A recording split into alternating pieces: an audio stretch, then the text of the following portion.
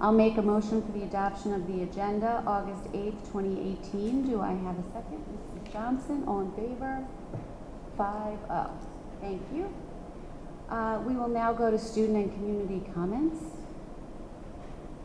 Okay, we don't have any this morning. I'd just like to say happy summer, everyone. That's my comment for today. And I will turn it over to the superintendent. Okay, I also want to say happy summer. Thank you for coming out in the heat. Very busy this past month or so. Our work with the bond construction continues. Our buildings are really moving along, especially the extensions at Manor Haven and Guggenheim, which will not be ready until probably January, February, but they're definitely shaping up very well. We're also working at Weber with the locker rooms, the auditorium, and the security vestibule, and all of that work is also progressing according to plan, so we're very pleased about that.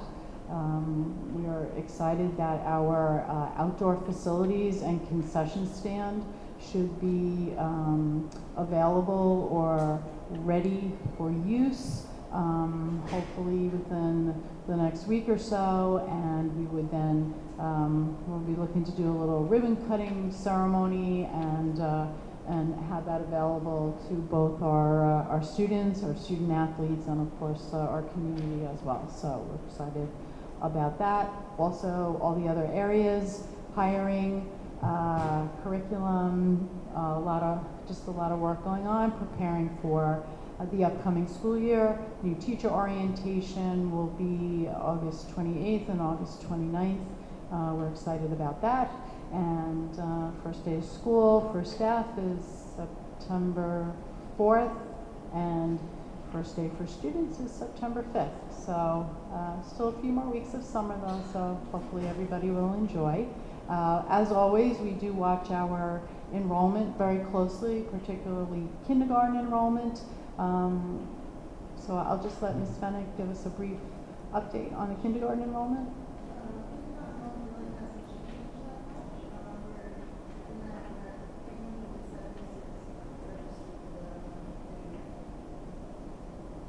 Sometimes we do see a little bit of a surge at the end of August, so we will again watch that closely, but we do believe we have our sections are fully able to accommodate new registrants. So we're ready to start soon. Thank you. I will now make a motion for the approval of the minutes for July 5th, 2018, the reorg meeting, and July 5th, 2018, the public session of the BOE meeting. Do I have a second? Mrs. Weisberg, all in favor? 6-0, thank you. We're now going to go to the discussion item, which will be a discussion on facilities, the roster fee that we charge for outside organizations to use our facilities. We had decided after many discussions in our committee meeting that were open to the public, and a lot of people were there, to increase the roster fee from $10 to $20, which seems like a very significant increase, and it is, but we had not increased the fees for over 5 years. And the purpose of these fees are to help us offset the cost of maintaining our facilities, any disrepair, any kind of upkeep of any sort. And because of the tax cap levy, we have to be very mindful of every penny we spend in increasing our costs to the community and our taxpayers.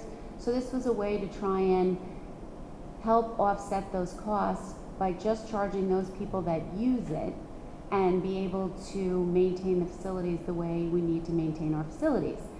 Since then, we've had several different organizations come to us about various reasons why, which all seem very legitimate, that we should not increase the roster fees to $20 after they've just been at $10.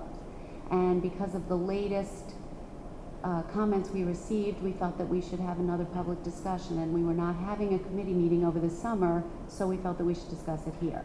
So I'm just going to open it up to discussion to the board. One of the things that came to our attention, there were a few items with athletic organizations, which were if if a family has children participating in athletics outside of the school, and they're in 3 different seasons, and they have more than 1 child, that increase does become significant. And the second thing was the Girl Scouts organization, and I think the difference with the Girl Scouts organization is that they are using our schools for about an hour after school ends.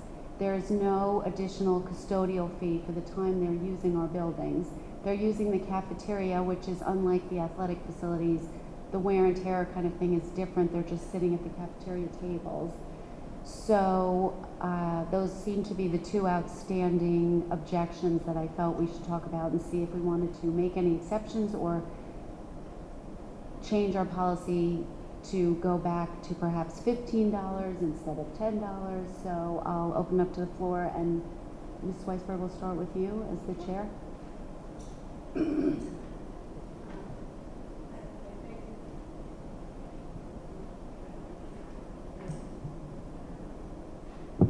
Now it's on.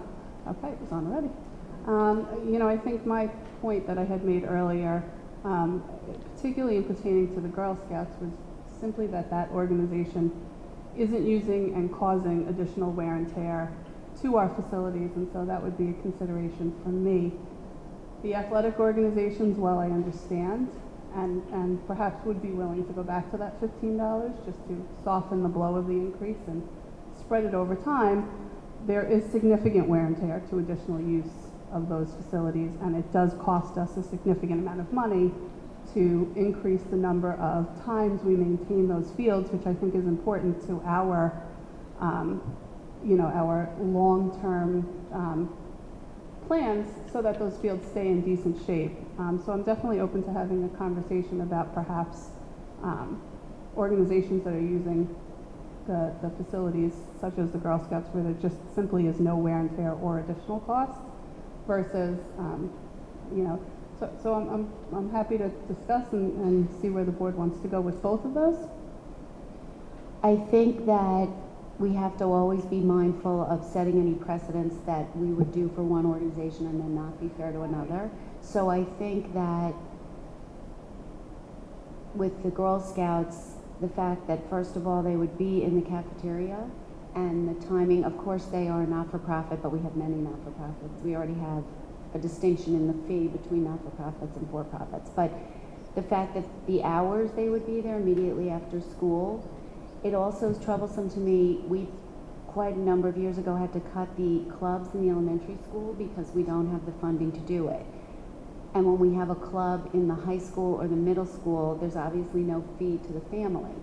So this is sort of serving as a club, but it was mentioned when parents spoke to us about some kind of deposit against damages, that perhaps we want to pursue that. But does anyone else want to comment at this time? Larry? Just in, I asked somebody in the Boy Scouts where they meet. They don't meet in the schools, but where they do meet, they are in charge of rent because of the service that they provide to the community. So there is a little bit of a precedence for holding scouting as a slightly different thing. And if they're not costing anything, as far as the athletic fields are concerned, we know we have to maintain the fields on a certain schedule. So the question to me is, if these groups are adding 10% of wear to it, so then instead of maintaining after 10 years, we need to maintain after 9 years, and we know what that cost is. That's sort of the cost that we want to recoup over the period of time just to break even. So there we can, there's more of an analysis that can be done sort of to know whether or not the fee is there. Doubling the fee is a little hard. It sounds like $10. Okay, big deal. Everybody can come up with $10. But yeah, but as you mentioned, kids who have multiple sports and all of a sudden coming up with $70 or $80, it is something. So we might want to, at this point, say, okay, we're going to, 15 this year. We're going to 17, 15 next year. We're going to, and phase it in over a period of time and delineate it so that the organizations also have a chance to factor that into their budgeting and how they're going to work and everything else, because they have certain expenses and they have certain costs that they pass along to their students as well. Just to my point, the Girl Scouts too, I don't think it would be, I agree with you, I don't think we could do specific to Girl Scouts. It would have to be specific to the space. If it was the cafeteria for an hour and a half after school ended, I think that would be the guidelines. I don't think we could specify the organization. And for the students in the school. I think that would be sort of, to me, that would be the guidelines for that. And I agree with everything that Larry said. Oh, go ahead. I agree with what Beth and Larry said. Generally, I mean, I do think the deciding factor would have to be not that it's the Girl Scouts per se, but that they're in a space and they're not doing any, it's right after school and there's not damage to the space. As far as the analysis you're describing, though, I mean, it sounds good, but I mean, I don't know how we would do an analysis where we look at the 10-year would be a 10-year, now it's a 9-year. I mean, that sounds like, I don't know what the answer is, but that just sounds like a fairly big undertaking. Not that I'm not for something that's more specific. I mean, just doubling the roster fee ended up making a lot of people unhappy, and that certainly was not our intention at all. But now that we're revisiting it, I mean, I think there may be a way to tailor it, but it just sounds like, a 9-year renovation versus a 10-year renovation is going to be hard to figure out.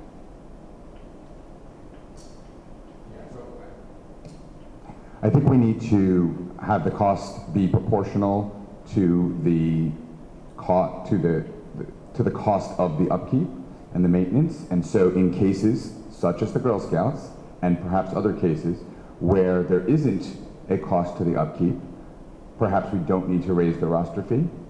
With respect to the amount that we raised it, when we say it's all a matter of perception. So when you say you doubled it, that sounds very different than when you say you increased it by $10 after no increase for, I think it was 7 years. So with respect to the amount of the increase, in order to cover the costs, such as the cost of the fields and maintenance and security, we had several meetings that were open to the public, and during those meetings, there really wasn't an outcry about the dollar amount. So I am perfectly comfortable keeping it at 20 for those organizations that are using facilities that require upkeep.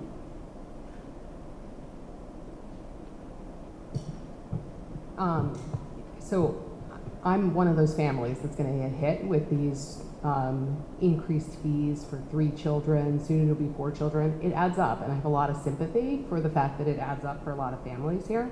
But I think it's really important that we note that the goal of this policy was never to make money on the backs of the community. It was to make sure that we were covering our costs to provide the facilities to the community rather than to the school within the school, within the school hours. And I think that's important to know because the primary focus has to be being true to our mission here, which is supplying the right education, I think the best education we can for the students of Port Washington. And so that we want to provide services to the community that pays the taxes, that built these facilities, we can't do it at the expense of the education. And if we're allowing use of facilities that then cost the schools additional money, that money is coming out of the education. So I think we have to be really careful and make sure that we're covering our costs. That was the main goal of this increase to begin with. That said, if we think that we can somehow cover it by phasing this in to soften the blow a little bit, I'm okay with that. I also think it is $10. It's not doubling from 50 to 100, but that adds up by many children, especially for the sports facilities families. I agree with Beth too. The distinction can't be Girl Scouts, other organizations. We need to take a broader look at what's the indoor use, what's the outdoor use, because I think we're all clear that if somebody is inside and they are within the hours that our custodial staff is already there, there's no additional expenses, they're not making those Formica tables be replaced any sooner than they're already going to have to be replaced, then maybe they don't need to be paying the same fees as somebody who's playing on an expensive field that's going to need to be maintained differently and replaced sooner because of the extra use. So, but we have to make a decision today because these organizations begin signing up for the facilities. So is everyone saying for the purposes of the organizations that we are going to determine use the facilities that don't cost the same kind of upkeep, that we are keeping the fee at $10 or that we are waiving the fee?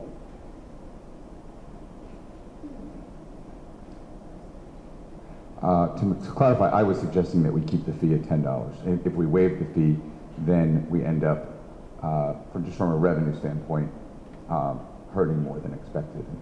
I think too that we wouldn't like to send the message that we are discriminating against other organizations, and there is a cost for upkeep. It's just not as excessive.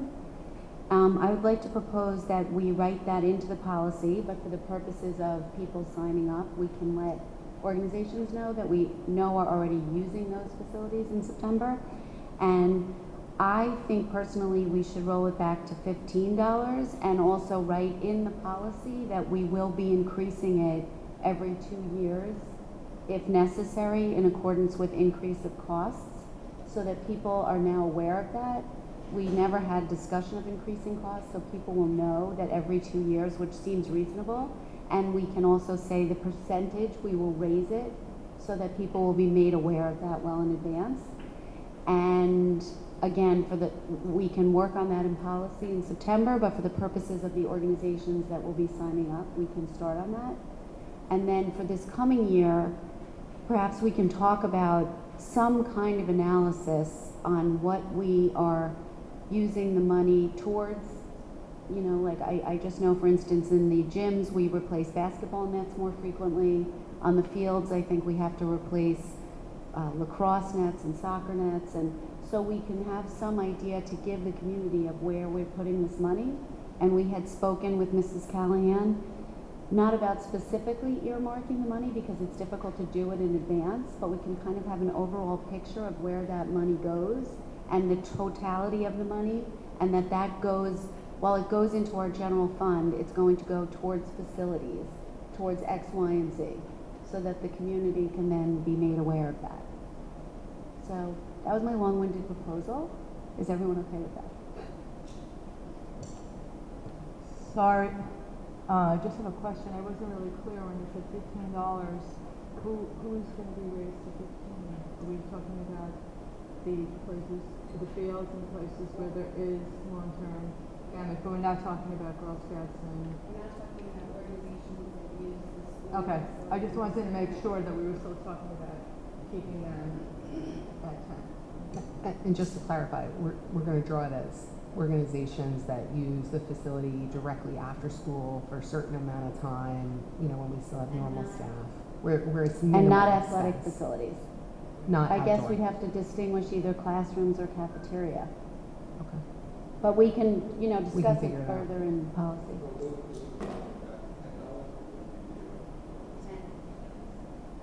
So just a question, because maybe I missed it, honestly. Did people express concern at the policy meetings about the $20 amount? As often happens, people aren't always able to come to our committee meetings or don't realize what's going to go on in them, and then when they are notified after the fact, become upset. And with the first view, we kept trying to explain why, but as this became a bigger issue to more and more people in the community, we realized they were not at those discussions, and that perhaps we should think about the input they were giving us. So since then, we have gotten organizations besides the Girl Scouts who have, the organizations have expressed concern, or the individuals?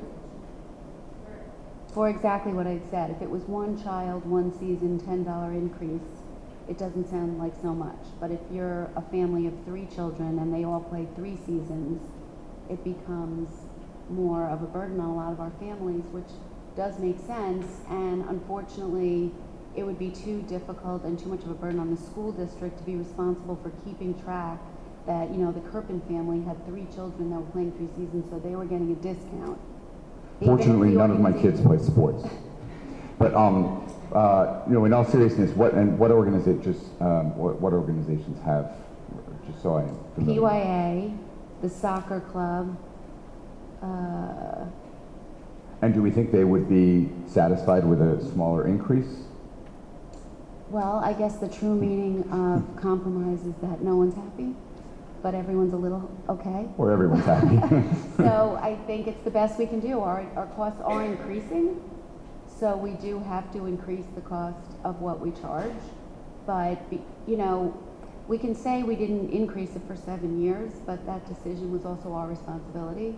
So now to make it up to Yeah. some degree in 1 year seems like perhaps a little too much for the community. So in the spirit of compromise, might I suggest that we create a schedule that that does increase the fee after 1 year versus after 2 years? That'll give them an entire year to prepare for the fee increase that we had previously agreed upon. I think we should agree that in policy we will come up with a schedule and then we can iron out the details. Yeah.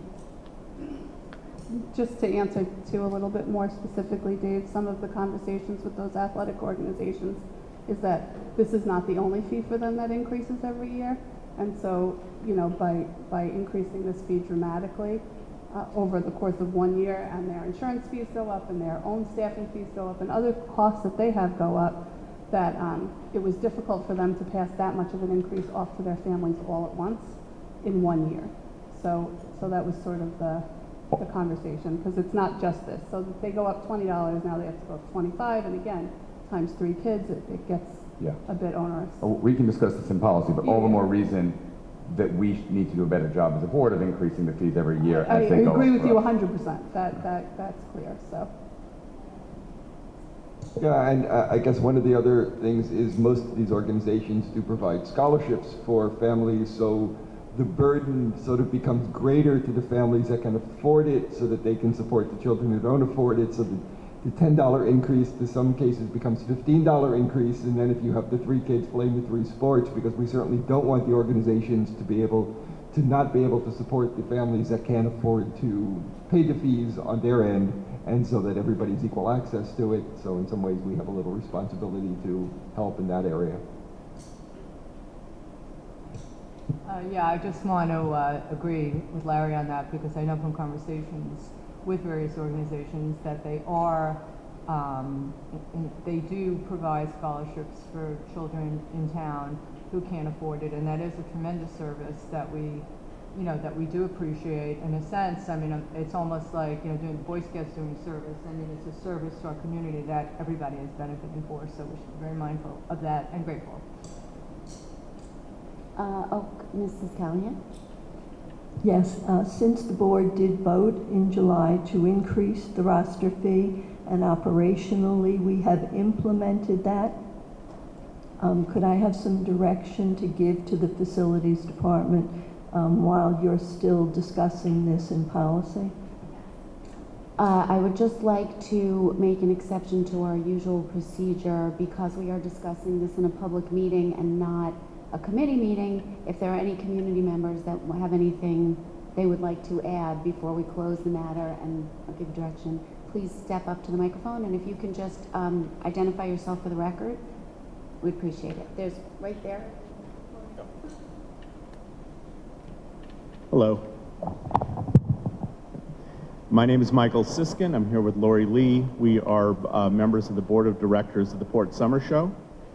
If you don't know, the Port Summer Show puts on shows every year. We just put on curtains. It's entirely funded by the community, for the community. The students are the same students who, most of them go to Shriver. We get people from Weber. It's only open to people in Port. We are a nonprofit. None of the board of directors receives a penny for anything they do, and they spend hundreds of hours a year on this. And we are dependent upon a number of factors in order to fund the show, including donors, none of which is guaranteed. So in any year, our budget could drop substantially. We would have nothing to do about it. So adding costs on is extremely hard on us. We also try to include everybody, make sure everyone can afford it. For the cast members, the fee is already fairly high, honestly. And for crew members, they're spending the summer working. It's kind of hard to ask them to spend more and more every year. So we're probably going to bear the burden on ourselves and to have to decrease the budget or find some way to replace it. We also, every year, have been paying a damages deposit. So any maintenance or whatever we've been causing, presumably, has been paid for. We pay a fee for the custodians. We pay a fee for the facilities. So it seems like we've already been paying for a number of the things you're concerned about. Michael, I'm not entirely sure that the Port Summer Show pays a roster fee. They do. Oh, okay. Well, Yeah, we do. And I don't know the exact numbers of the people that we had this year, but it's going to be well over 50. So we're talking about, for us, a substantial amount of money. This is something we can talk about in our committee meeting, because it's not, time isn't of the essence for you because you won't begin in September. True. And talk about, again, exceptions for organizations that are paying a large fee already for the usage of the facilities. That fee is significantly different than the athletic organizations use for games. So we can talk about that, and we'll let you know when that's going on, so if you'd like to attend that meeting. That would be great. Thank you. Dave? Welcome back, everyone. Dave Sattinger. My thought is, the way to go about this is to take a historical look on the costs as they've risen over the years, find out what that's been for the past 5, 7, 8 years, and then budget the increases to be appropriate over time. This gives everybody the opportunity to make sure that the fields and facilities are in the shape that they should be, and will give organizations the amount of time to budget accordingly. I think everybody appreciates and supports the concept of scholarships that these organizations organize. I think with a fair plan that people can count on, then they'll still be able to raise the money privately to support those scholarships. So that would be my request, and I think it would be the best way to go, so that everybody can long-term plan of what it's going to take over time to meet their needs, and the school district as well. Thanks. Thank you. I think you missed it, but Mr. Greenstein made a similar suggestion, so we'll be doing that this year. Hi, my name is Edward Romero. I'm from the Port Washington Soccer Club. I just wanted to say that the Port Washington Soccer Club has about 1,100 kids in the program, and we work very closely with the schools to provide soccer as a nonprofit organization to a lot of the kids in the community. And the fee raise is actually going to be very detrimental to our club specifically. One of the reasons why is that we do have a large number of scholarships, which I think comes to almost 30,000 per season. That number that we pay, if we do increase, we actually have to bear that cost ourselves, or raise that through the program and raise the fees to the members of the community.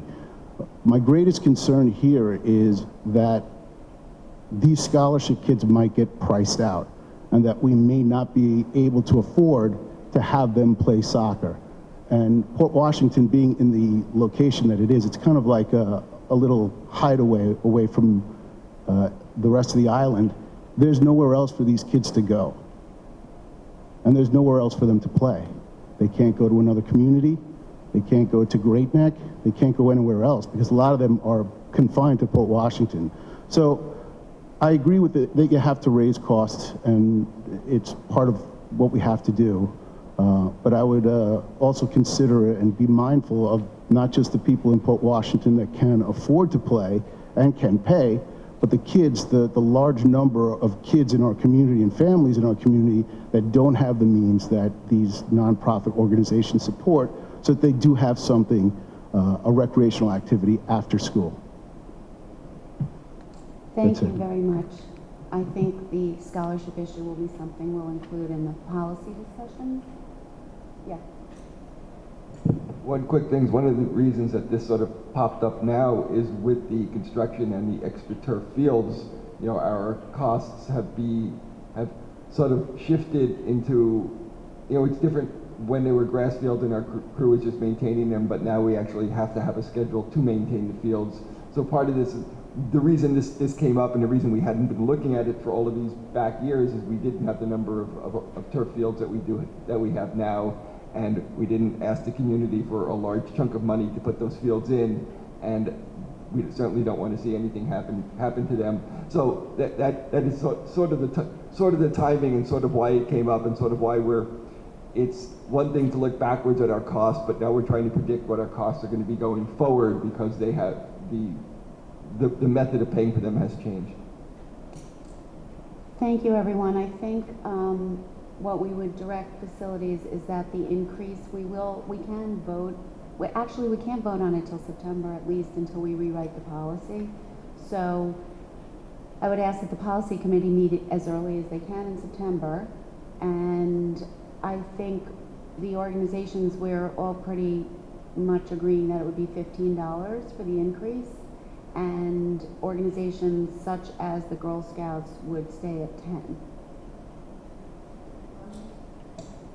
Are you then saying anyone who is using, excuse me, an inside facility where there is no additional custodial cost would stay at 10, or just the Girl Scouts, not the people who do chess or use other? We said other organizations immediately after school. That are nonprofits. A non-athletic and not-for-profit. Immediately after school will stay at 10. Okay. Okay, thank you. And everyone else goes to 15, at least until the policy meeting. Thank you. This season, so there won't be any accounting issues with anyone, it will certainly be 15. I believe we've agreed at least for this year, but certainly we won't go back and change that so it becomes a bookkeeping issue for the organizations or the school district. Right, right. Okay. Thank you, everyone. We don't have any committees to discuss because we haven't met. So I'm going to the action items, A1 through D14, and I am pulling B2 and B8, or is that A2? A2 and B8. I'm sorry, okay. A1 through D14, pulling A2 and B8. Do I have a second? Ms. Weisberg, all in favor? 6-0, thank you. And now we need a voice vote for A2. Mrs. Callahan? A2 is to approve the tax warrant, which is sent to both the Nassau County Department of Assessment and the Nassau County Legislature, and the school purpose is $137,049,299. We also approve the library levy, which is $7,072,264. I need a voice vote by each member, and then I will pass down the sheet, which needs to be signed by each of the board members. Mrs. Sloan? Yes. Mrs. Johnson? Yes. Mr. Greenstein? Yes. Ms. Weisberg? Yes. Mrs. Gillier? Yes. Mr. Kirpin? Yes. And Mrs. Bays is absent. Okay. Thank you. Thank you. And now B8, there are some changes in the wording of the resolution, which each of us have received, and it will be changed on the website and the back. On the official minutes, yes. Okay. So I will just call that to question. Do I have a second? Mrs. Johnson, all in favor? 6-0. 6-0. Okay. Do we have any new business?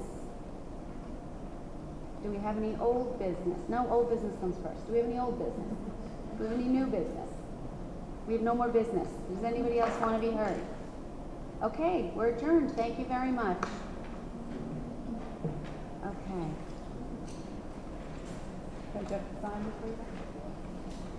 Don't leave. Don't. Okay.